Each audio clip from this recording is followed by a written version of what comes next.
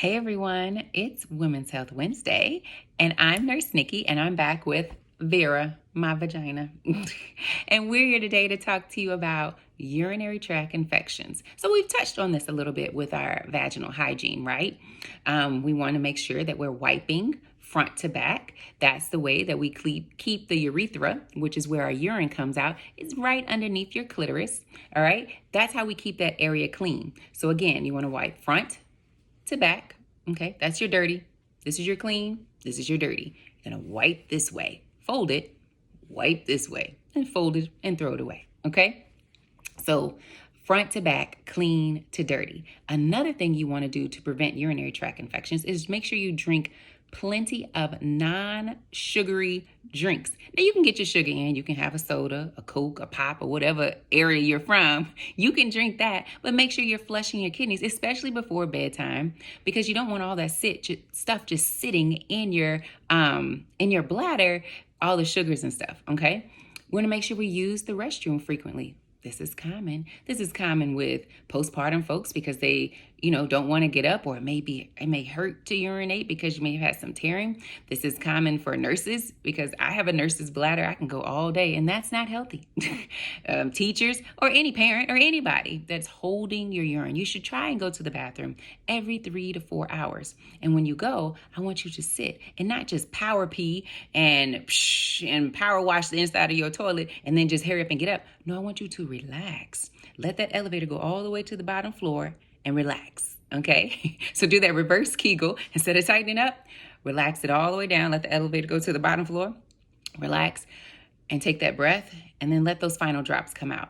That's very important to prevent urinary tract infections, because if we let that little bit sit up in there, we're going to continue to have those little drops. We're also weakening that muscle in there, so it's not going to fire the same way. So prevent urinary tract infections, urinating frequently, and emptying your bladder all the way when you go to the restroom. If you are having issues with that, or you're having some leakage in between going to the restroom, then I want you to go see a pelvic floor physical therapist.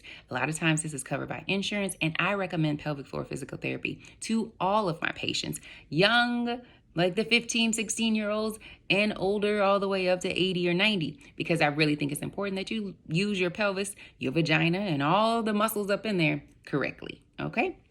So how else can we prevent a urinary tract infection? I need you to go pee after sex.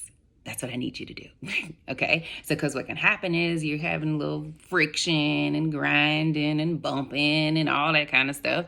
And then what happens is some dirt and sweat and all that jazz gets caught up in there, okay? What we don't want to do is to sit, okay? And I know it's you living in bliss and glistening and glowing afterwards, but I really need you to get up and go to the bathroom, because it won't be glistening or glowing. It's going to be burning and aching in about 24 hours if you let grime and stuff sit there. So please, please, please go to the bathroom afterwards. And as an added precaution, I want you to clean your vaginal area, or especially around the urethra, not like with soap or water or anything, but just clean your body before you have sex, whether it's with another person or whether you're using toys. Make sure you clean the object and you clean your body before, just so we're not starting off dirty. Right? You end dirty and then go clean yourself. Another thing is we want to make sure we're not using irritating, soaps and perfumes and sprays. Like I said before, your vagina shouldn't smell like Japanese cherry blossom. It should just smell like your vagina, your pheromones, whatever your smell is. And it shouldn't be pungent. It shouldn't be something that make your nose turn up. It shouldn't be like salmon. It shouldn't be any of that. It should just smell like normal pheromones, okay? Whatever your smell is. So make sure we keep all that stuff, because what can happen is it can irritate that area and it can cause it to be dirty. Remember, the urethra, where the urine comes out, is a sterile place. It doesn't like anything going up in that area, okay? So that means sperm, it means lubricants, all of those things. Let's keep it away from this area. It's especially true for when we're changing babies' diapers and we're putting diaper rash cream on it. Yeah, let's avoid this area right here, because if we put diaper rash cream over the urethra, their pee cannot get out because of all that gunk on top of the urethra. So make sure when you put the diaper rash cream on, it actually goes probably on the labia, where the diaper rash is, or somewhere around the anus where they probably have some irritation also. So keep it away from the urethra so the urine can get out. And this is for girls and boys, all right? Penises and vaginas. If you have any questions, please put them in the comments below. I'm happy to answer, and thank y'all so much for sharing my videos. I really appreciate it. Talk to y'all soon. Bye.